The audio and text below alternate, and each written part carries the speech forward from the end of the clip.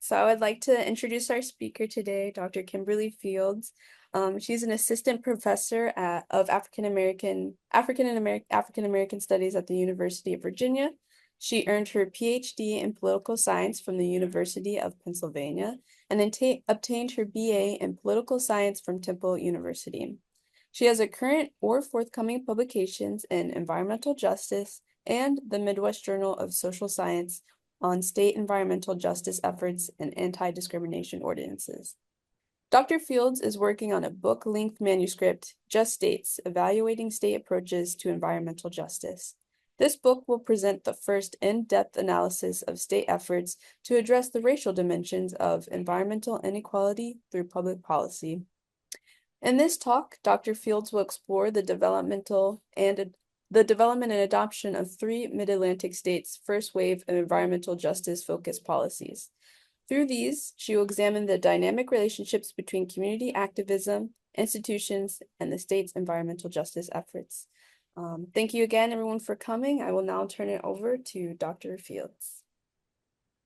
Thanks, Mariah, and good evening, everyone.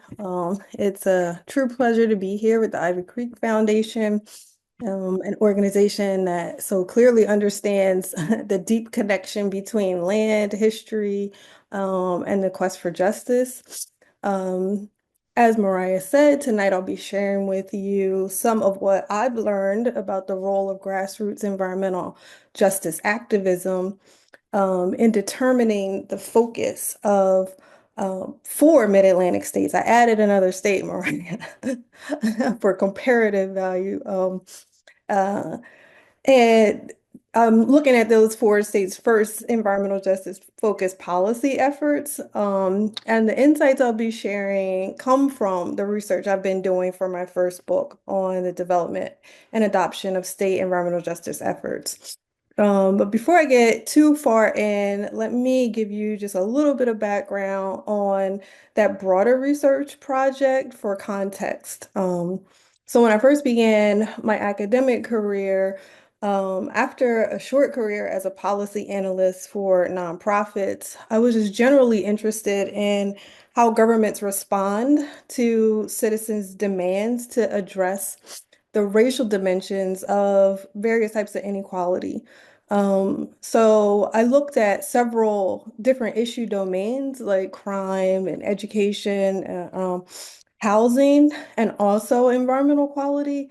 And I was drawn to environmental justice as an issue domain because it was one I felt was not only socially and politically important, but also just analytically interesting because it was not one of the inequality issue domains that minorities themselves could be as easily and unfairly blamed for. In other words, people couldn't, and by people, I'm referring largely to um, elected officials and decision makers, they couldn't as convincingly argue or claim that marginalized minority groups were operating and locating hazardous waste facilities in their own neighborhoods. So it was an issue domain that allowed me to kind of really get at understanding why and how all these responses emerged. So I started looking into government responses to environmental justice activism and decided to make that the focus of my academic work. In the course of conducting this research, I was given the opportunity to work as a research fellow at the Environmental Protection Agency. And there, I was asked to survey and document the environmental justice efforts of states in the EPA's Region 3, which includes Delaware, Pennsylvania, Maryland, and Virginia. And those are the states that I'm going to be talking about today. So I was asked to look at those states' environmental justice efforts as a way of investigating the impact of President Bill Clinton's 1994 Executive Order 12898, which, by the way, was rescinded by the current administration last month. But we can talk about that later, maybe in the question and answer period. But what I found was that states in that region had produced environmental justice efforts that were partly in response to and reflective of Executive Order 12898, but there was a wide and significant variation across and within these states, especially with respect to how directly the efforts they adopted address the racial dimensions of environmental inequality. Um, so my dissertation work focused on examining the distribution and impact of that particular distinction or variation in states' environmental justice approaches.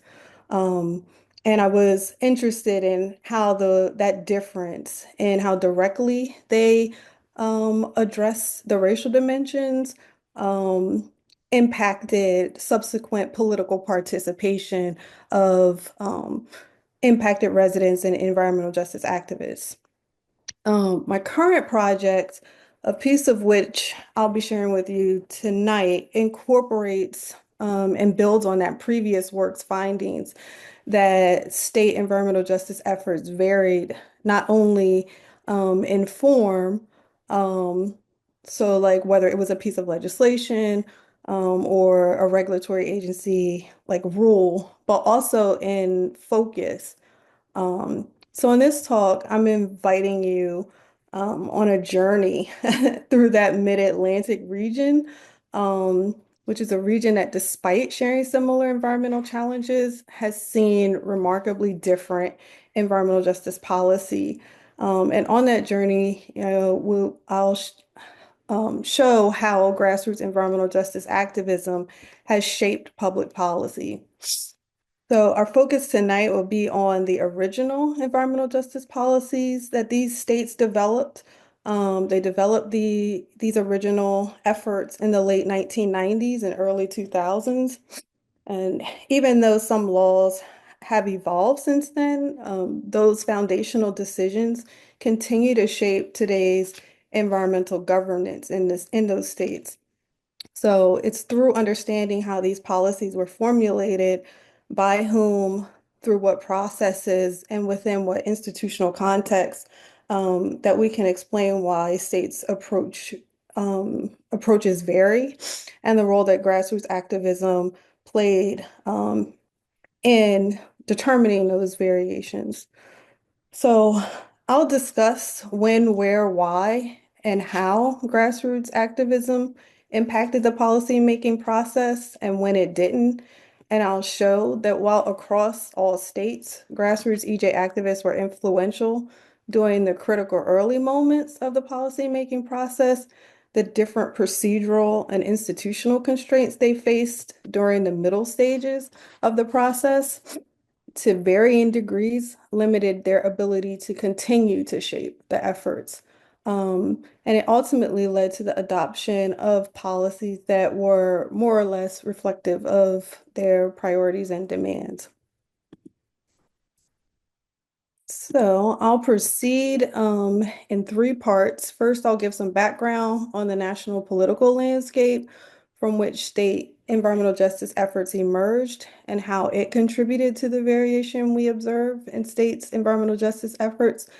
Then I'll explain why I focus on the Mid-Atlantic region states and policymaking processes. Next, I'll present four key findings about the role grassroots EJ activism plays in shaping states' efforts. And finally, I'll conclude discussing some of the implications of these findings. So hopefully that sounds good, and you're with me. So let's go. To set the stage, let's zoom out for a minute. The modern environmental justice movement was ignited in 1982 in Warren County, North Carolina, when Black residents mobilized against the dumping of hazardous waste in their community. The picture here captures that watershed moment, and the scene depicted reflects a point of peak frustration with and reaction to government unresponsiveness to citizens' concerns and demands. Preceding this moment, Warren County residents have resisted through every available legal, administrative, and political avenue the siting of a landfill that would come to house PCB contaminated soil um, that came from a pretty egregious violation of hazardous waste disposal from a repeat offender um, who, in an attempt to avoid paying hazardous waste disposal fees, illegally released about 7,000 truckloads or the equivalent of 60,000 tons of PCB contaminated soil along 240 miles of North Carolina roadways. After voicing concerns about the community being targeted because it was poor and minority and having their formal requests to have the landfill located somewhere else were denied, um, the citizens in Warren County, North Carolina, decided to engage in a more direct form of political protest, and they laid their physical bodies in the road to block the trucks from bringing in the contaminated soil. The protest lasted over 6 weeks, and more than 500 protesters were arrested. Unfortunately, their resistance did not stop the landfill from being constructed and the soil being dumped in their communities. However, while their protest was unsuccessful in preventing the dumping, it shed light on problems around the country with regard to citing hazardous waste in low income and predominantly minority neighborhoods and communities. And it catapulted the issue of environmental racism into the national spotlight. Um, that attention prompted members of Congress to initiate a federal investigation into the claims of environmental racism, and it led to the federal government's General Accounting Office 1983 report that confirmed a non-random association between proximity to hazardous waste landfills and the racial composition of host communities.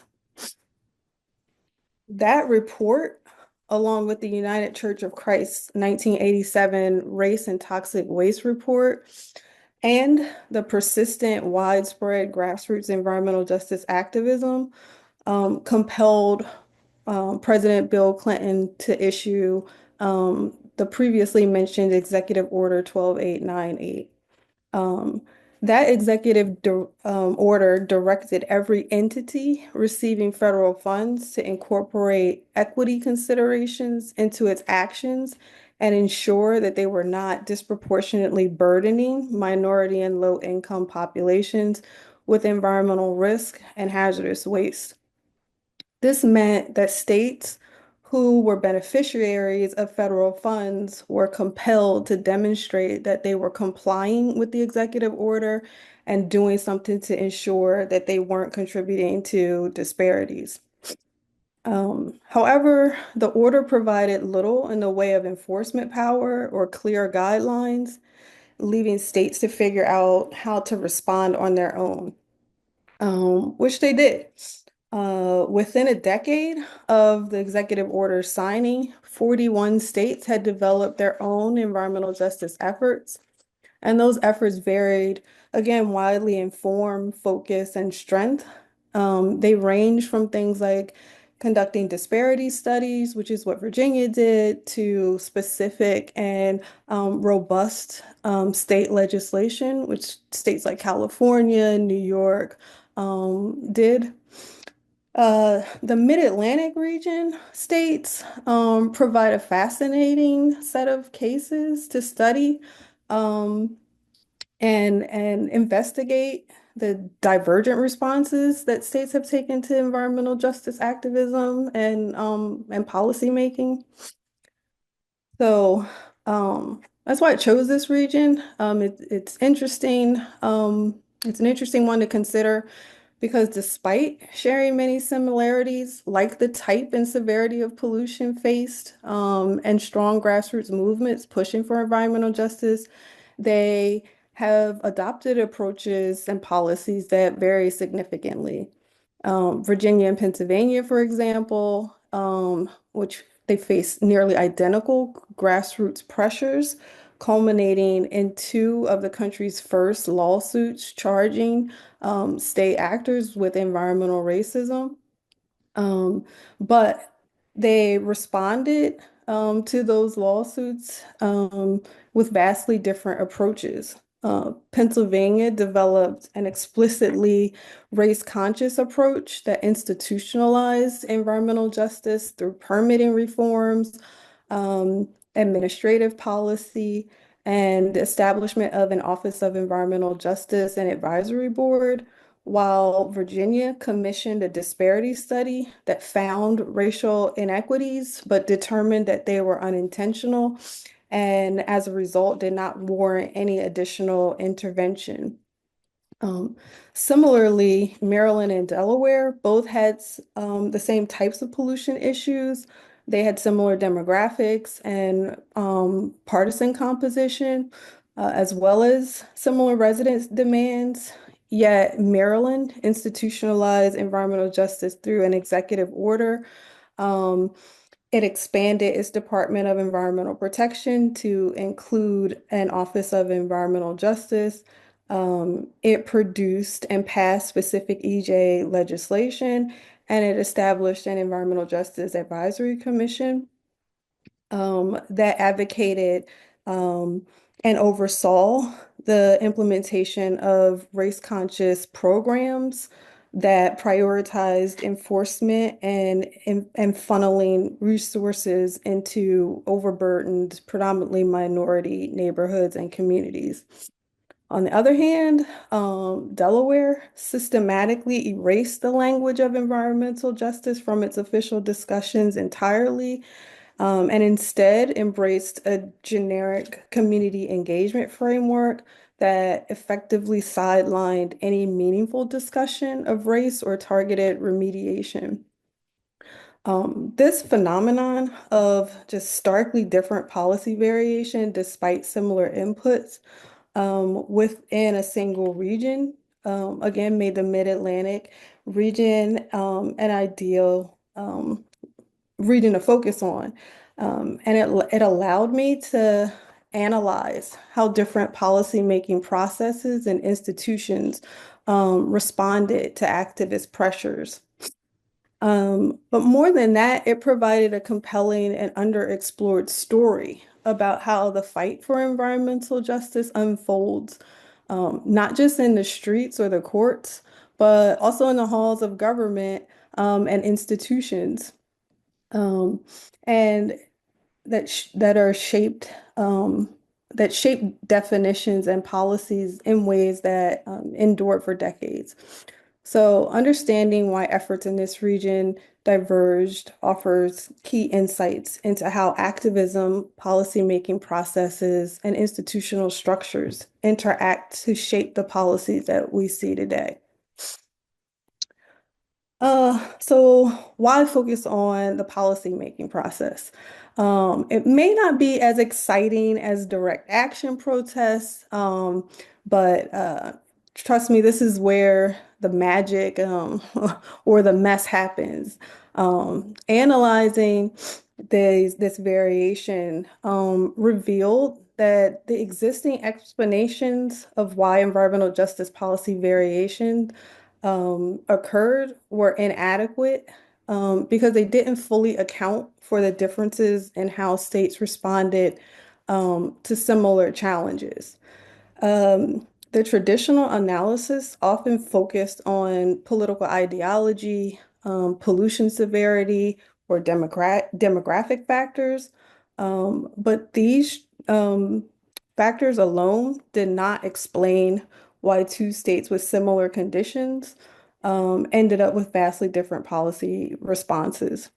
Um, if pollution burden or political alignment determined environmental justice policy, we would expect to see more uniformity across states facing similar pressures, but that's not what we see. So this suggested to me that other factors were at play. And because I'm trained as a political scientist, I put on my researcher hat and found that um, other researchers have long emphasized that how a policy is made, in other words, who gets to define the issue, which voices dominate and are reflected in official definitions, and which institutional pathways are available matters just as much as what compelled government intervention in the first place. In other words, policies don't just appear out of thin air. They go through multiple stages. And at the end of these stages, and at each of these stages, different players exert influence. So when we shift from the focus on policy outputs to how those outputs are produced, we gain a far richer understanding of why EJ efforts take the shape that they do. Um, and additionally, by examining these processes, we also uncover other key dynamics that existing frameworks overlook. So, for example, we see how states' efforts evolve over time. This allows us to track changes and assess whether policy shifts reflect activist demands or bureaucratic and political constraints. It also allows us to see where in the process substantive policy differences emerge. So even in states that created formal EJ policies, there were meaningful deviations from what activists initially demanded. And these differences were not accidental. They were the result of specific institutional and procedural choices that occurred at specific points in the policymaking process, like during the agenda setting phase. um, it mattered whether or not states used an open, inclusive public process that included and took seriously the perspectives of impacted residents when they were creating the official definitions of environmental justice that would guide the development of the state's policymaking efforts. By centering the process, we gain a much deeper understanding of how power operates within environmental governance. So, using this framework and applying these insights, I conducted a comparative evaluation of the development of Delaware, Maryland, Pennsylvania, and Virginia's first environmental justice effort.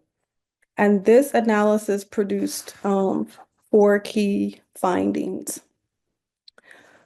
First, I found that in each state, grassroots activists' direct action protests and legal battles called attention to racial and economic disparities and put environmental justice on their state's political map in a clear, non-trivial way. And that activism kept it there until it was placed on their state's decision-making agenda. So this is the agenda that it will allow decision makers to actually produce a policy. But more specifically, before states could develop policies, someone had to define what environmental injustice was and frame it as a problem requiring government intervention. And in every case, it was grassroots activists who did this work by stepping forward to articulate the problem. I found that across each state, impacted residents um, called attention to the racial dimensions of the burden and unequal protection from environmental risk. They identified it as a problem caused by discriminatory targeting practices of state and or regulated industry actors and government officials' failure to equally protect minority communities. So they define the issue as systemic rather than isolated, and this forced policymakers in those early moments of the process to respond within that narrative framework. Um, Doing so helped shape the trajectory of the rest of the process as well, and the substantive focus of the efforts that were subsequently developed. Um, so, for example, in Chester, Pennsylvania, activists like Zulaine Mayfield and Horace Strand fought back against the siting of waste incinerators and toxic facilities in their neighborhoods.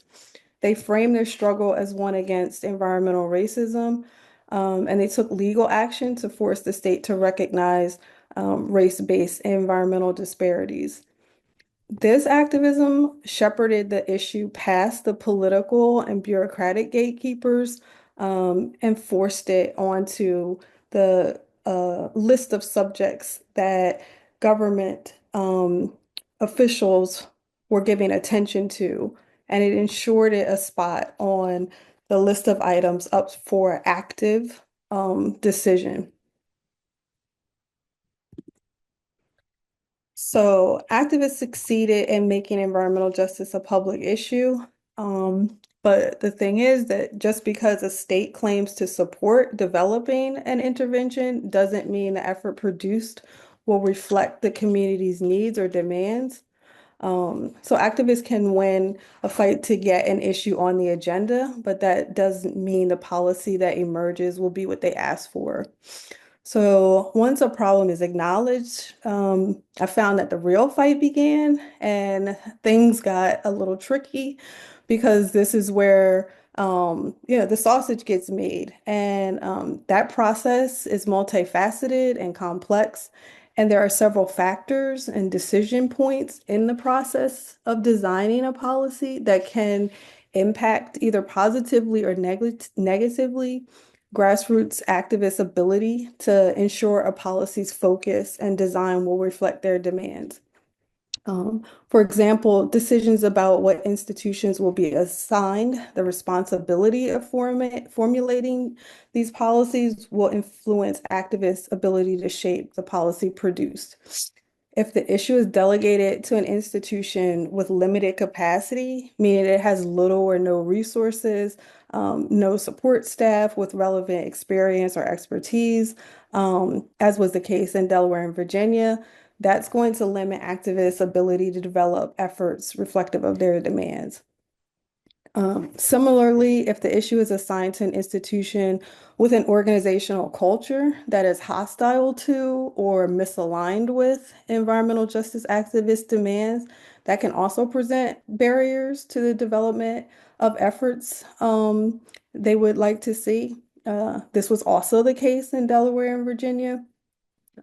Likewise, if the government agency designing those efforts is captured, meaning it is significantly influenced by external interests or organizations, and that can be regulatory or industry interests or legislative interests. So if it can't make decisions without taking into consideration congressional committee oversight or something like that, that's a form of capture. That can constrain activists' ability to influence and design the policies they'd like to see. It also matters what types of decision making and workflow processes these institutions use to formulate um, their efforts. For example, a process that requires consensus in decision making or gives each participant's vote equal weight can function in a way that dilutes grassroots activists' influence, especially when the composition of the voting members is unbalanced, as was the case in Delaware, where a majority of the members of the council that was first assigned to develop the state's plan a majority of those members represented business or regulated industry interests. Um, and many of those participants were directly accused of causing or facilitating the environmental disparities that prompted activists to protest in the first place. However, on the flip side, if the issue is assigned to an agency or department that has access to appropriate resources, a pro-EJ organizational culture, and allows for things like a community representative's vote to veto any proposal, or it excludes regulated industry representatives from participating in voting, um, and is sufficiently autonomous, grassroots activists will have a better chance at shaping the policy. So, with all that being said, the second key finding this research revealed was that while generally still influential across the board, grassroots activists' influence got diluted during the policy formulation phase. In each case, that I reviewed, none of the institutions assigned to develop the state's environmental justice efforts had adequate strength across all of those relevant features. Now, again, some institutions were stronger than others. Maryland, for example, had a pro-EJ culture. It had access to a little more resources, and it had the support of staff that had relevant EJ experience and expertise, but it was not very autonomous. Um, it was reliant on the approval of congressional committees to move some of its recommendations forward. Um, this kind of like variation in the strength of the institutions helps explain in part why some efforts were reflective of more of activist demands than others. Uh, but the third point, the third key finding was that getting on the agenda is one thing, and coming up with policy design is another, but choosing which one to put forward to decision makers for adoption and determining how it will be implemented is yet another. And it's not always the people who wrote it. So here's where bureaucrats, technocrats, and politicians step in. Um, my research revealed that during the policy adoption and implementation phases, public sector insiders, meaning state agency or department workers, took over, and grassroots activists have very little influence. During this phase, those bureaucrats, sometimes it was like a Department of Protection lawyer or administrative staff. Other times it was an Office of Environmental Justice staff member. In Maryland, it was elected officials appointed by the governor to participate. During this phase, they took the policy ideas formulated in the previous phase and decided which specific tools and processes would be presented to the final decision makers. Um, in other words, the department secretary or the governor to consider for adoption. So at this stage, they took over. And they decided which policy proposals to move forward and how they'll be implemented. And they developed methods and guidance informed by and conformed to the realities of the entities that would be carrying out the policy dictates. And while some bureaucrats were committed to environmental justice, others let's say, had their priorities elsewhere. And this is where the tension between movement goals and bureaucratic realities became clear. Bureaucrats often operate within rigid structures that necessitate making incremental changes rather than bold moves.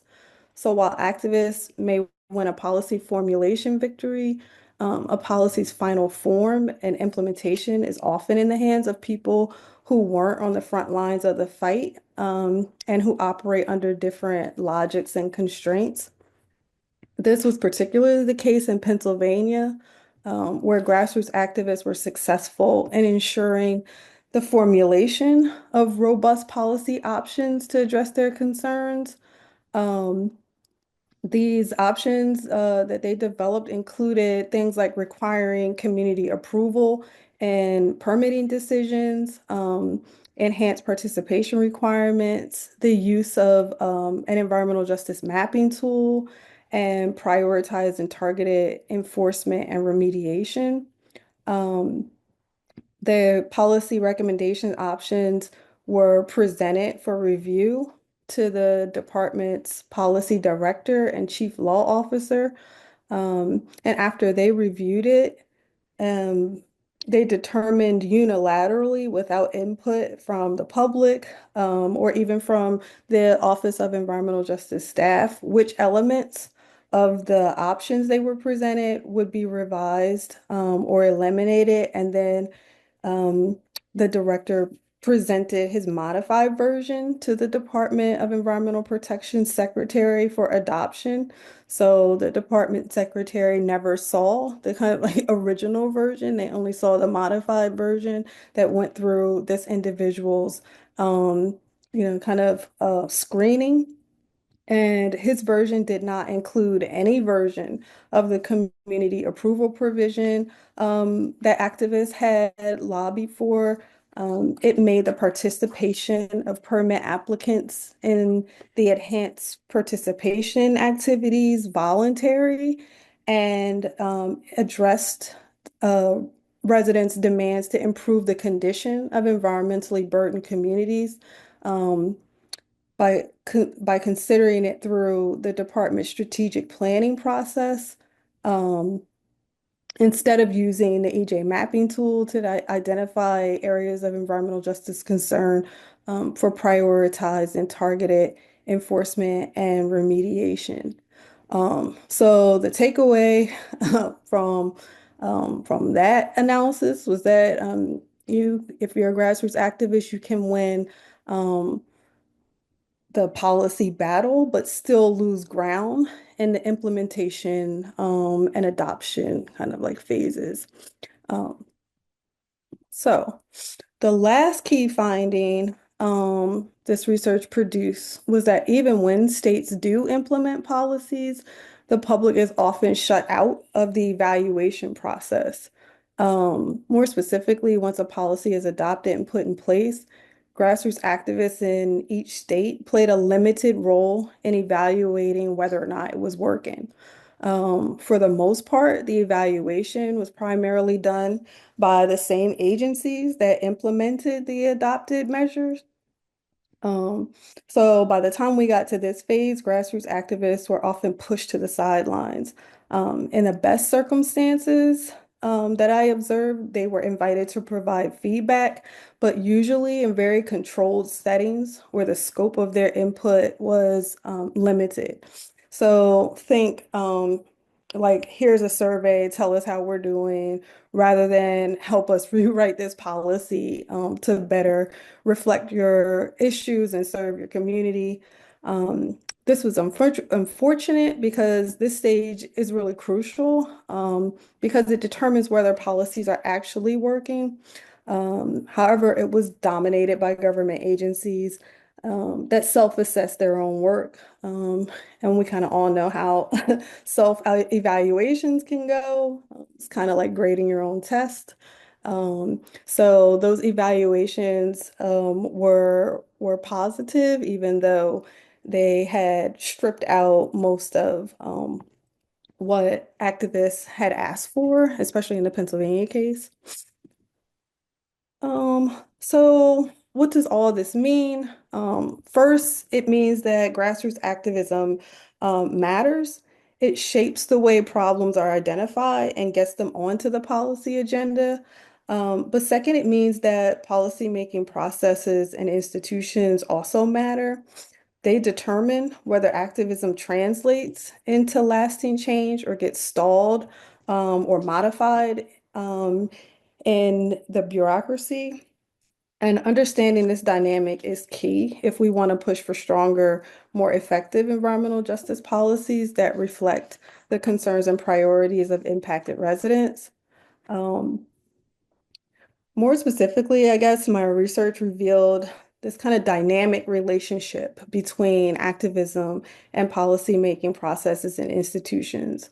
And I learned that this relationship is best characterized as like being punctuated by moments where environmental justice activists had significant influences in some phases. So the problem identification and agenda setting phases it was enduring. Their influence was enduring, and it shaped the trajectory of the issue's development through the rest of the cycle.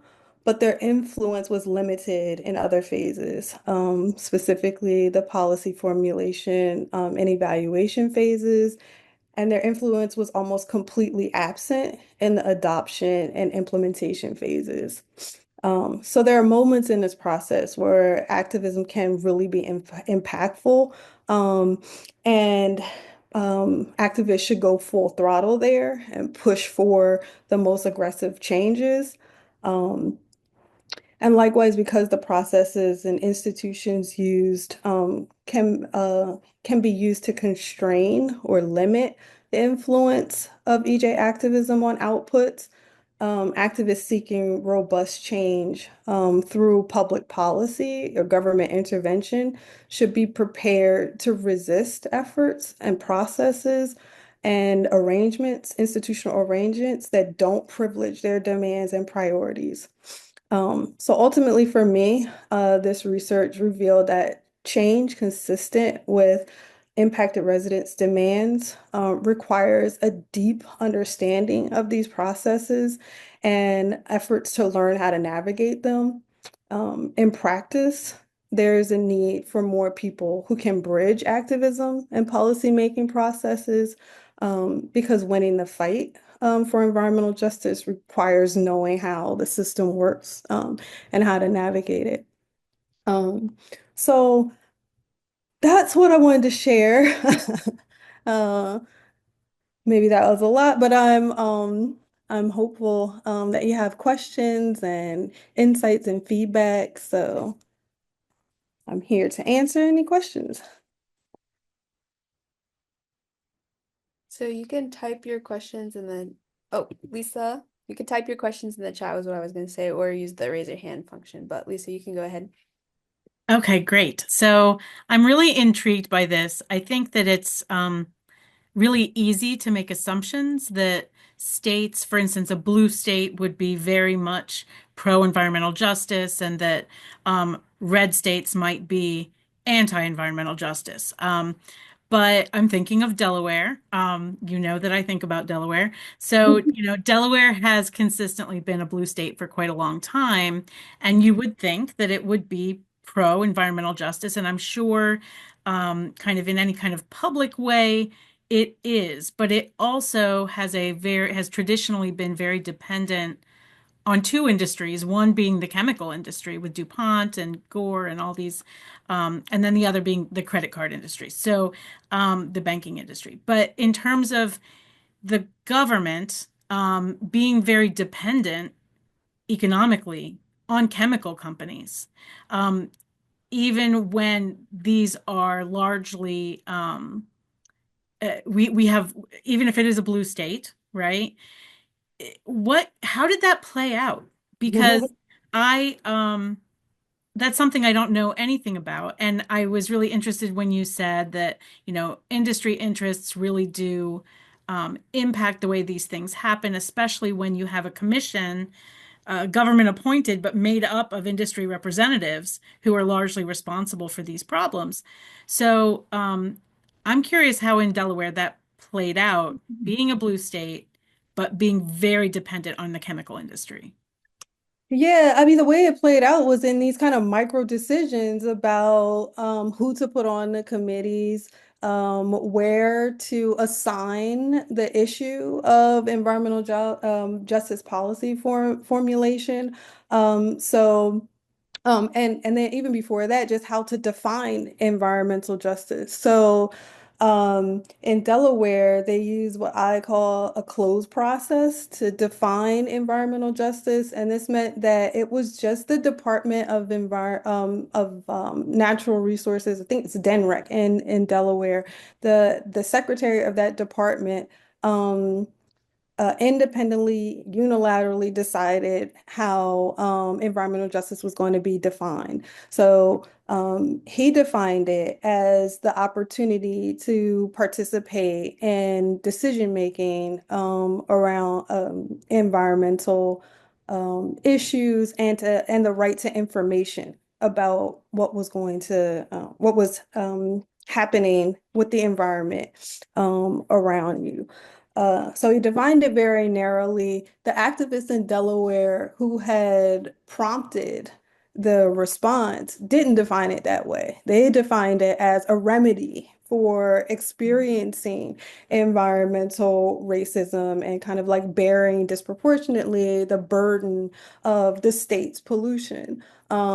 And so um, because it was defined in this kind of closed way, that kind of element or aspect never made it into the policy making kind of like um, process. You can contrast that with Maryland or Pennsylvania that used an open process to define environmental justice, where they did like multiple public meetings inviting members of uh, the impacted neighborhoods to tell the commission members, the staff of the Office of Environmental Justice, what environmental justice meant to them, what the issues were, and what they thought were appropriate kind of like responses. And so that was a very different approach. It generated a different definition of environmental justice. So that was kind of like the first part. Um, Very different, divergent definitions of environmental justice because different processes were used to define the issue for government intervention.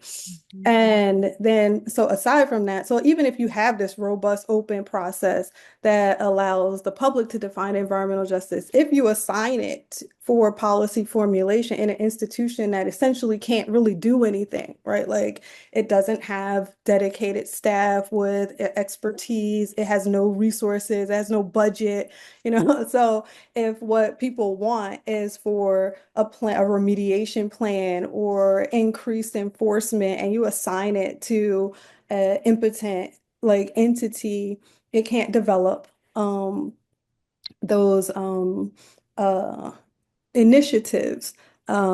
So that also happened in Delaware. So it was defined very narrowly in a way that did not reflect activists' conception of environmental justice. Then it was assigned to a committee made entirely of volunteers that had no resources, no real administrative support. There were like two women who worked at DENREC who were um, uh, given the responsibility of like interfacing with this commission, but that was in addition to their already job. So that it basically, you know, there was no resources um, to to develop policy. So that's kind of like part of the story that I'm trying to uncover here is that um, you can have a rhetorical commitment to doing something about environmental justice in response to activism, but what really matters is how you go about uh, uh, designing, creating, and implementing responses to that. And there are all these little micro decisions that look like they are benign, but when you um, put them together, lead to outcomes that look nothing like what people have asked for. Um, and that's a way in which industry interests can um, uh, continue to be protected even though the state is like saying we're doing something about it. So it obscures, those decisions can obscure kind of like what's going on behind the scenes. And if you're not paying attention to them, you won't have a good explanation for like Yeah. um, not just why it looked this way, but how it came to be this way. Thank you so much for this talk. This has been just very, very instructive and informative, and also thought-provoking in this moment when I think a lot of people who have not necessarily been a part of grassroots organizing are starting to think about, I think I need to get involved in some grassroots organizing.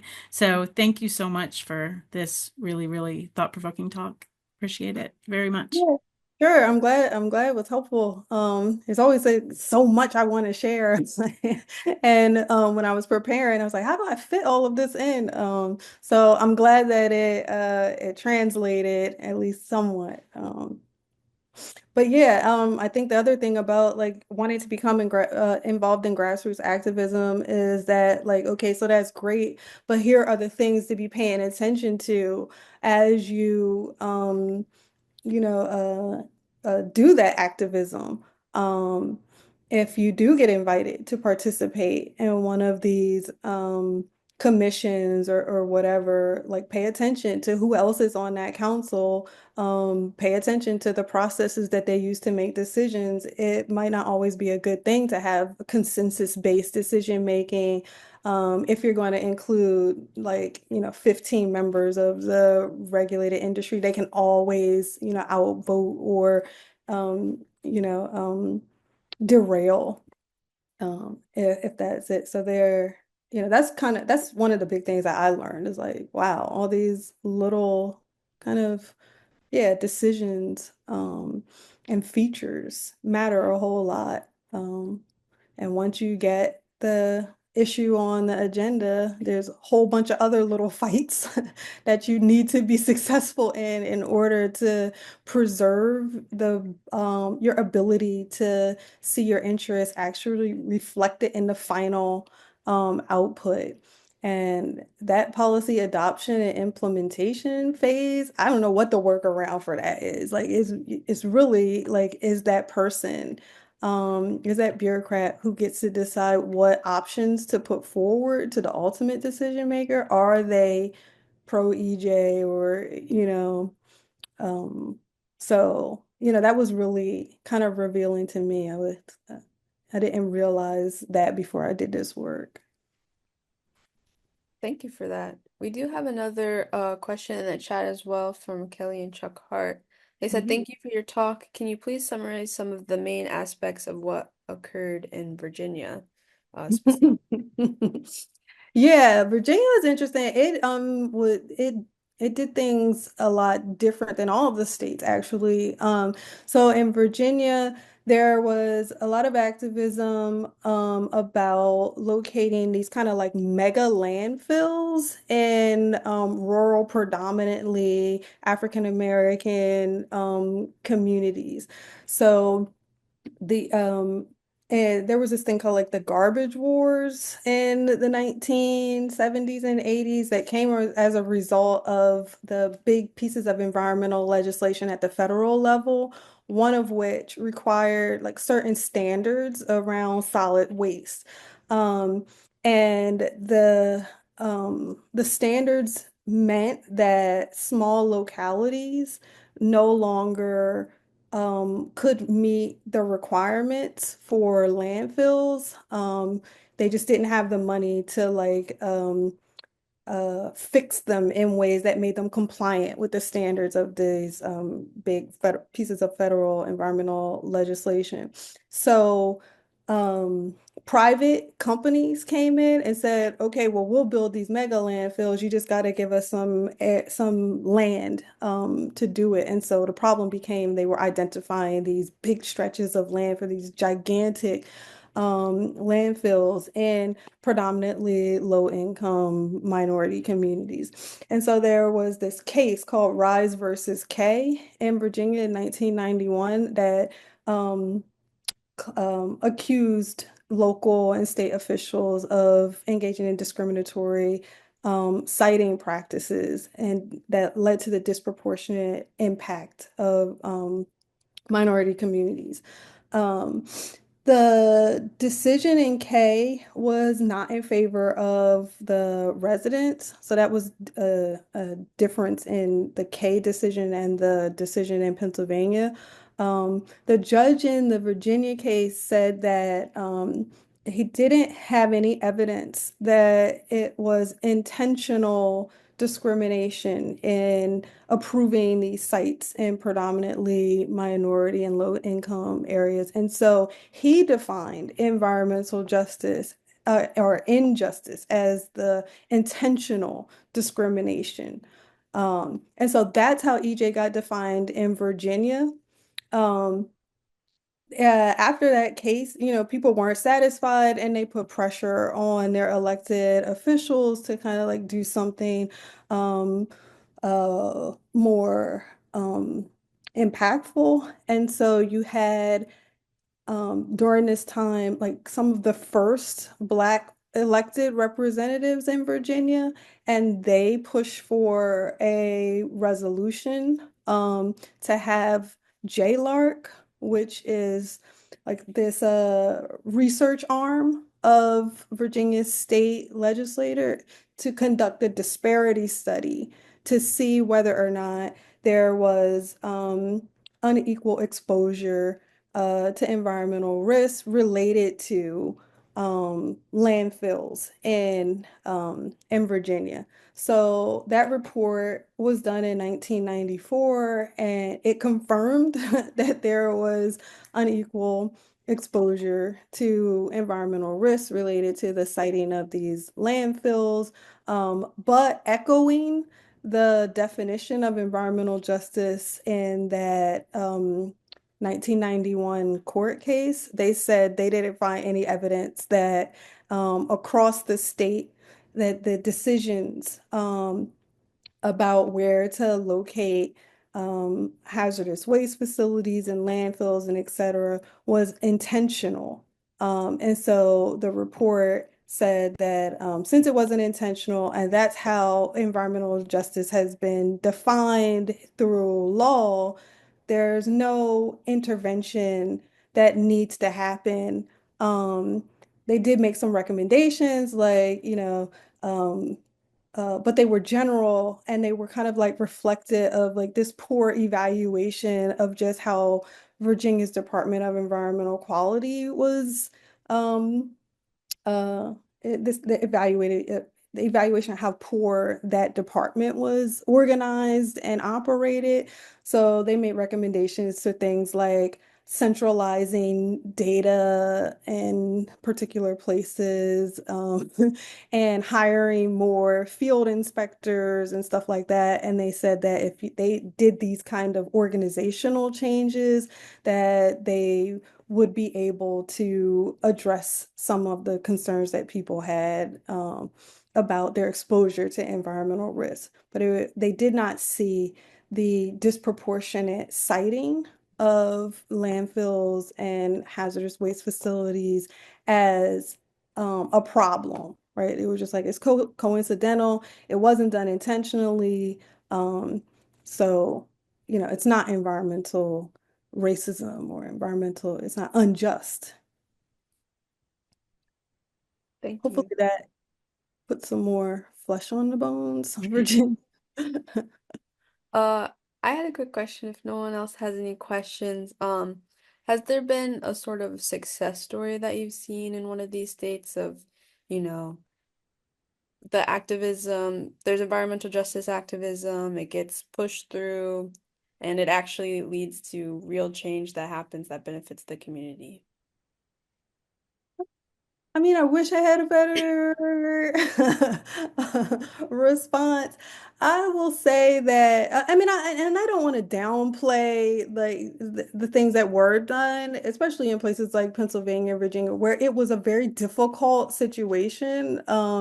Because in Pennsylvania, you also had fracking going on. And so it was all these huge kind of environmental battles that had to be fought, and all these different competing interests to be balanced. So on the one hand, you had Black residents in Pennsylvania saying that we need to address environmental racism, and the first thing that y'all need to do is deal with the racial dimensions of environmental inequality, and we're not going to let fracking communities what they called co-opt this momentum, because it was our activism, our litigation that got the issue on the agenda, and now you're asking us to like broaden the umbrella and make available these limited resources for other communities. And so there were big fights that you see in the records about how to like thread that needle, and like people were upset.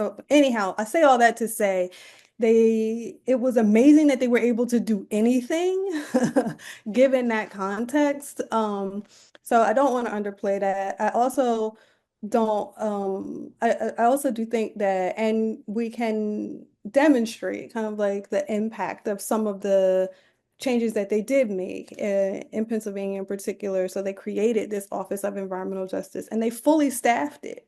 And they staffed it with people who had relevant expertise and experience in environmental justice, policymaking, and activists. So they even brought in people who had been part of that um, process of constructing the 1994 executive order. So they had, people who really understood um, the terrain, hired and working in that department. And they were intentional about how they organized the work in that department. They created positions for people and assigned them specific areas of Pennsylvania to be responsible for. They had a pretty good process for bringing the issue, one, finding out the issues and staying on top of what people were concerned about, and then figuring out ways to connect them to like solutions. Uh, Whether that meant in or through the Department of Environmental Protection or through the governor's office or whatever, you could just see that they did as much as they could do. So I would count that as a success. And when we look further down the line, I was just talking to you guys today about the original environmental justice efforts. But when you look like in the following decades, you see incremental kind of like development of their EJ efforts, and it gets closer and closer to what environmental justice activists were asking for in the beginning. So I think it does matter a lot that the bar started where it started there, even though it was way under what people wanted. It wasn't nowhere like it wasn't in Delaware and Virginia, right? So they had less ground to cover. So I mean, I would count that as a type of success. Um, Maryland too. They the one thing that Maryland did that I think made it particularly successful in passing legislation, which is a more robust form of intervention than say like a rule change or a permitting procedural adjustment, was that um, the governor issued an executive order that required a member of the legislative branch, both the House and the Senate, to be on the commission, the Environmental Justice Commission. And this really facilitated the drafting proposal of specific environmental justice legislation. So they were able to get past things like a moratorium on rubble landfills and incinerators in Anne Arundel County, um, specifically framed as an environmental justice initiative. Like when you read it, it has that language in it, and it's very, very closely reflects the discourse that grassroots activists had. So I mean, hopefully that answers your question. I think I hesitate to call any one of these like states' efforts, true successes, because when we look at the distribution of environmental risk, we still find high levels of unequal exposure. We still find a lot of, disparities, and in some cases, worsening, um, conditions. So when you take it all the way down to that part of the analysis, it's very difficult to call anything, a success. But like I said, I think there are ways in which we can um, evaluate positively some of the decisions and Yeah. outputs. Well, thank you. We have another question. I guess this will be the last question so we can finish on time. But Corey says, wonderful talk. I can't wait to have my students draw on this video as a powerful resource to learn. My question, can you speak to the kinds of grassroots activities/strategies that were most consequential? Yeah, well, one, thank you. And I'm glad it was, informative. The talk was informative.